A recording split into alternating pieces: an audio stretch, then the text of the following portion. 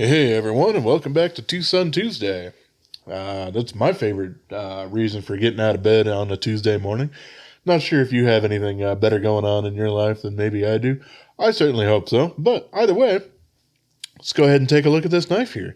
This is a big one here, and unfortunately, from the not natural light that I only really have available to me here, where I am, and also what time of day and all that sort of stuff is. Um, Pretty interesting. This is a 408-C, and that dash C is definitely for color. And this one has, it's a little subtle, but does have a lightning strike kind of characteristics there from heat anodization. But they did a gradient on it before that ended up happening. So it starts out at the bronze, and then slowly moves into blue and then into purple over there. Same on the backside, so at least they match there. And yeah, we got a little thumb hole here. Let's go ahead and open them up. This is a big, big knife. Something that this designer has done a whole bunch of so far. And who has that designer? Well, the video title will probably tell you, but here it is. We got Keanu. And I'm not sure exactly the order of the name. It's either Alfaro Keanu or Keanu Alfaro. I'm not quite sure which one goes first. I guess that really depends on their culture, which one, whether it's a family name or surname, blah, blah, blah, any of that sort of stuff. Not quite sure, but I'll at least give it to you there. He's been putting out a fairly decent amount of these TwoSuns here. And at least for them, as long as you like really big knives, to use a meme, it's oops, all bangers. Almost all of the knives that he's put out just have a lot of good attention to detail. A lot of probably listening to community feedback on a lot of other knives that have come out over the years and stuff like that, and kind of address a lot of that stuff. So I really appreciate that. And yeah, I guess this one is numbered. I have number 103 here. Not exactly a super, super low number, but that's perfectly fine. And yep, this does look like it is serialized because it is actually printed on the blade. Sometimes on some that I've seen from Jelly Jerry, they do have numbers on the inside of the scales, but that's a little bit more just manufacturing, making sure that the scales match. It wasn't necessarily this was the X1 off of the line or anything like that. So this one, definitely by that thumb hole there, to me, reminds me a lot of a whole bunch of Spydercos. Of course, it doesn't have the full round hole because that's still a trademark of Spyderco, and it is different than patents and stuff like that. It's part of their actual company sort of thing. So that's not something, as far as I'm aware, that will expire. Like some lock mechanisms and stuff like that would, like the crossbar lock or access lock and all that sort of stuff. But this is interesting. To me, it has all the same functionality. You can reverse flick that like the day is long. Feels super good to just whack that thing out with a thumb stud. But it does have this little slant sort of thing here. Kind of makes it look angry. Almost like if you're familiar with the Mario Brothers series, like the Bullet Bills and stuff like that, it'd have like a little arm coming off down here and just angry eyes as it's flying across the screen, something like that. Yeah, and that also, to me, also harkens back from that whole idea of some of the shark kind of motifs that would be put on some planes during World War II and stuff like that. Just kind of an interesting thing. This is the first knife that I've seen it on. I hope it continues. I actually do like the looks on it, and it functions fantastically. Something to mention about this knife is it's fairly new, and it's not D2. It's 14C28N. Yes, folks, they still do use it on sparing knives. I don't know if it's necessarily knives that were agreed upon before they stopped wanting to import a ton of it. Or whatnot. Not quite sure, but yep, this is definitely using that. And it has all those same kind of trebles here. Let's see if I can't actually Yeah, you can see these little swirly sort of things there. You know what that happened from? Literally the oiler little needle tip on this Tough Glide thing here.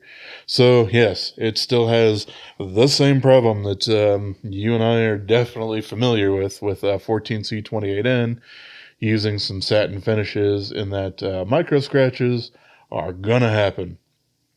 I didn't get any from the factory, but I certainly put them on like immediately after opening it up out of the box. So yeah, take that for what you will. The blade still cuts great, sharpened up nice. I have it at a 17-degree angle. I probably have, yeah, I still got some tape glue and stuff like that on here. I had been using this thing quite a bit recently. This thing is, yeah, it's a beast.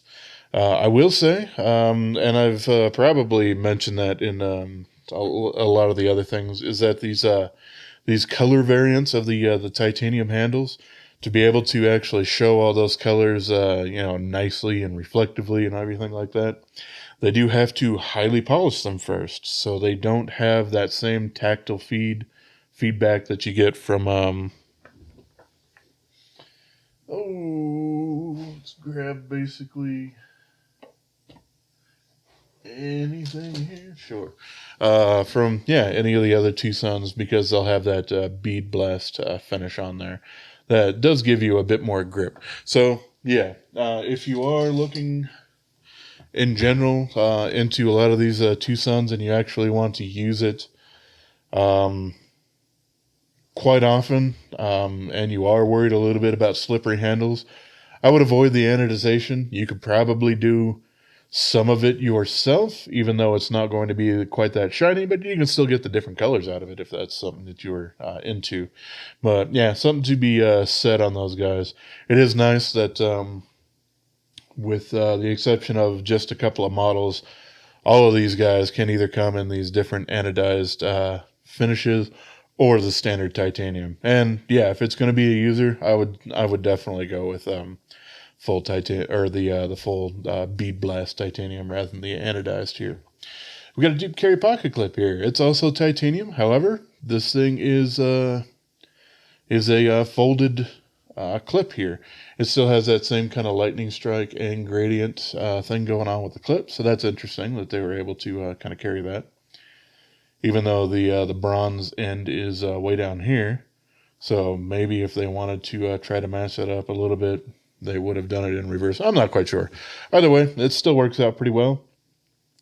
What I will say is that because these guys are folded, and yeah, they are pretty thick, but definitely bend, they are a little bit easier to mangle than what you would get out of any of their other fully milled titanium pocket clips. Keanu is the only designer with TwoSun that I've seen do that on their higher end models, where it's not titanium milled, but it's still titanium. They work out great. Very, very deep carry, as you can see. This one, unfortunately, you can't swap the clip over, but a lot of his other designs do. So there is that. The other thing that you might not have realized is this thing is actually a nested steel liner lock rather than a titanium frame lock. Of course, they also make a ton of titanium frame locks, but over the last year or so, there's been quite a few of these kind of things coming out.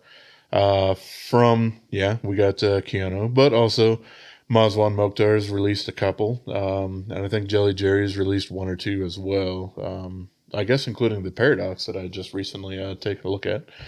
So just point that out there. No problems structurally in any of this sort of thing, and we don't have a liner on the top part here. No need. It is just a nice big old fat slab of titanium. So in those particular circumstances, I think it's pretty much a little bit more of a designer's want to not necessarily have a frame lock if they wanted to keep a certain design there that would be kind of funky looking with these different slats here if it didn't absolutely line up with one of these guys. And would also kind of make that look a little funky, having that frame lock cut all the way there.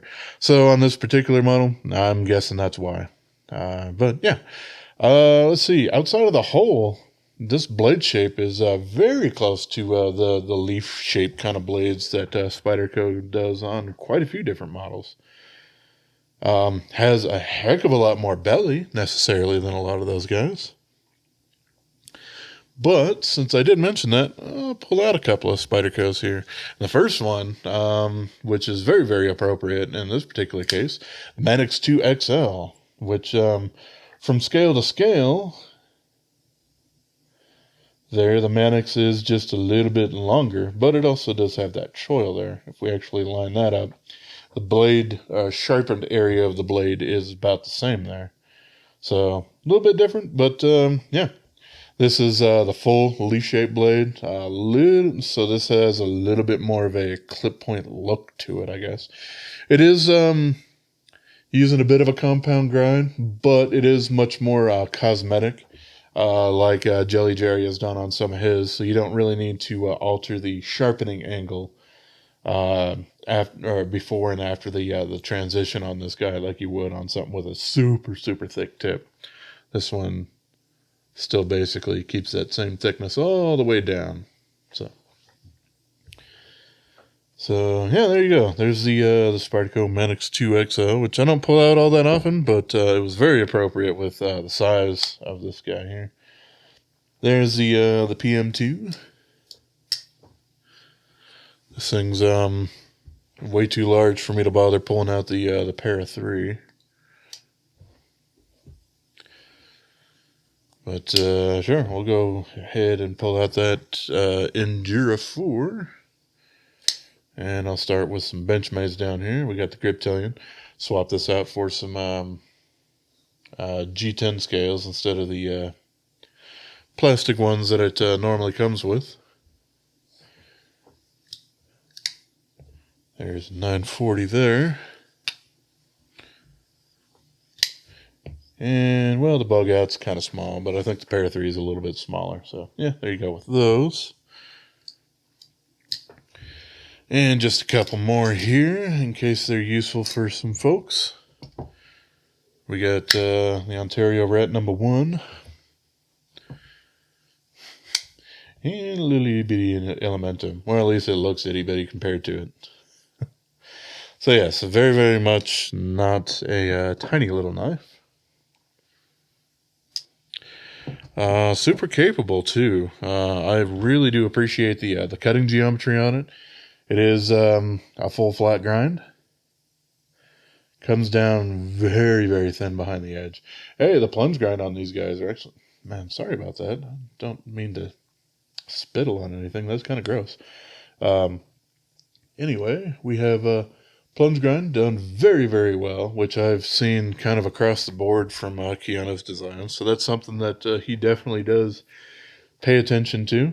I suppose it could have been pushed out a little bit further, but still, this doesn't bother me at all. I got all sorts of sharpenings going on there before I would end up running into that. And also, it's close enough to the handle scale there that you might also run into that depending on the sharpening method that you're using for it. All right, let's go ahead and talk about some statistics on this guy a little bit here. 3.65 millimeter blade stock, a little bit thinner than TwoSun's average, which is 3.8 to 4. So that's good. It's a little bit thinner. And with how long this knife is, it feels about appropriate. I don't really have a problem with that. 3.5 maybe would have been just a little tiny bit better. But still, I have absolutely no problems slicing through all sorts of material with this without it really getting jammed up or anything like that. Here's the problem, though. The weight on this guy, 6.12 ounces. That's because we got a whole bunch of titanium here. A little bit of it is milled out here on this side for the steel liner in there. That doesn't really have any weight relieving going on the liner of it. That adds a little bit of it, but still, overall, there's just a lot of material here. So yeah, that's 6.12 ounces or 173.5 grams. Quite a lot. We got 3.57 inches from handle scale out to the tip of the blade there. So yep, that's 90.5 millimeters. But it is nice that it's 0.50 millimeters wide, or 12.7 millimeters.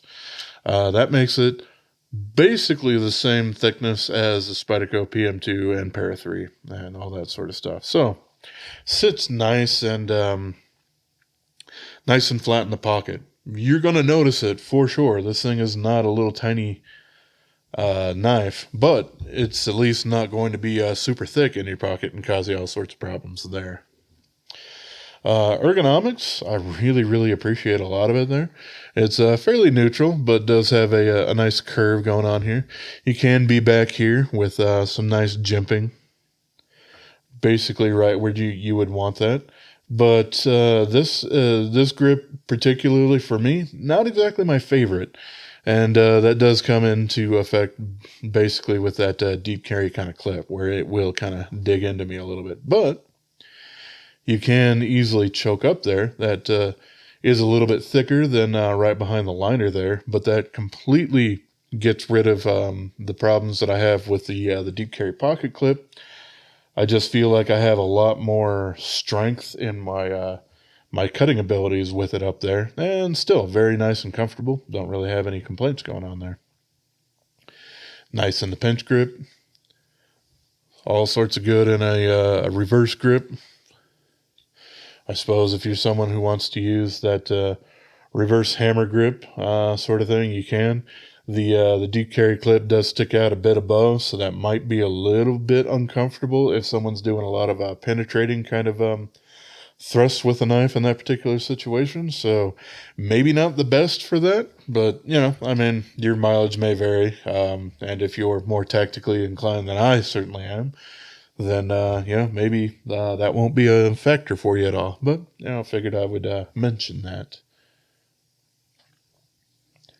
Still, really love this thing here. It's one of my favorite of the Keanu designs. I think my favorite is still the button lock that he ended up making.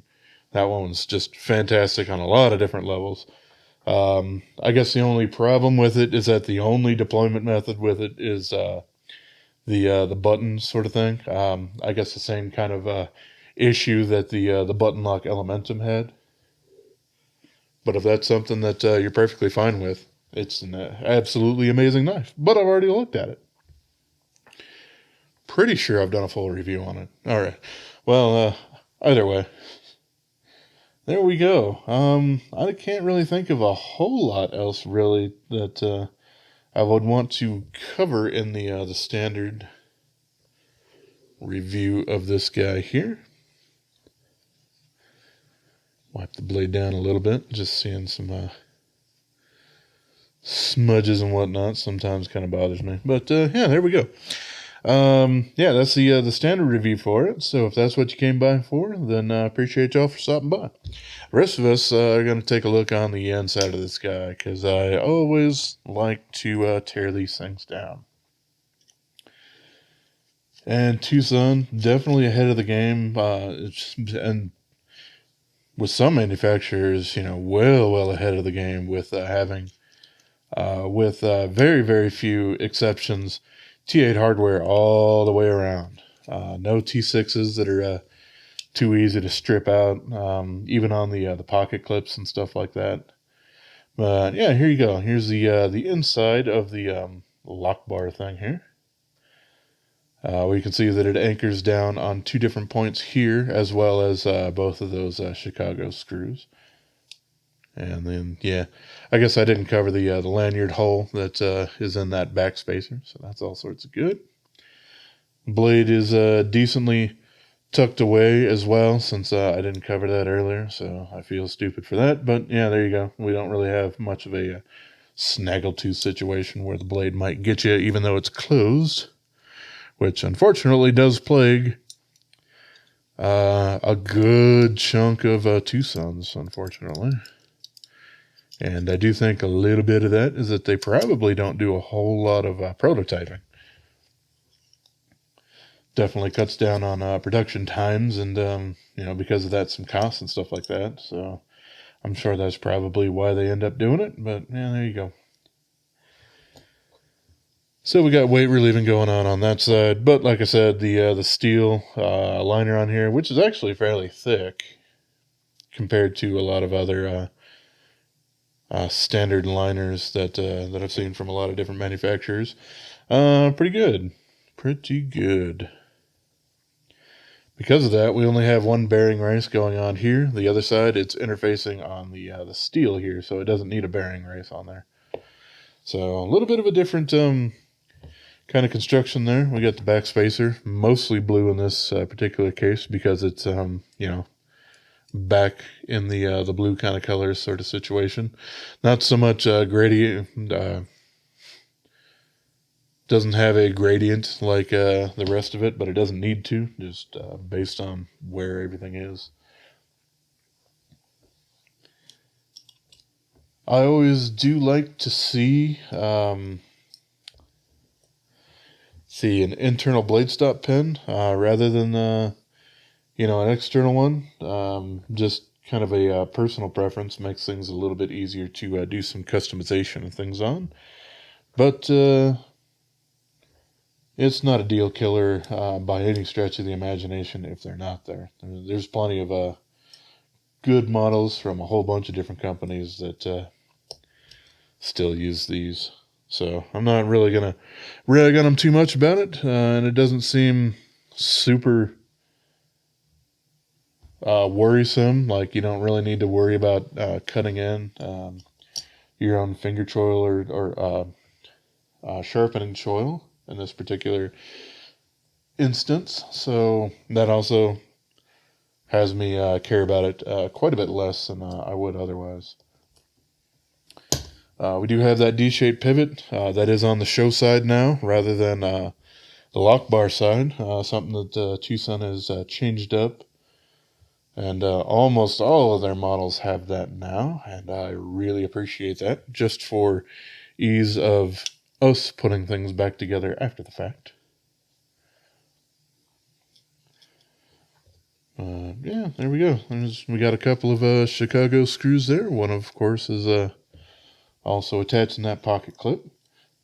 Only one attachment point on here, but while it is titanium on titanium, unless something very, very wrong goes on, you're not going to have a problem there. However,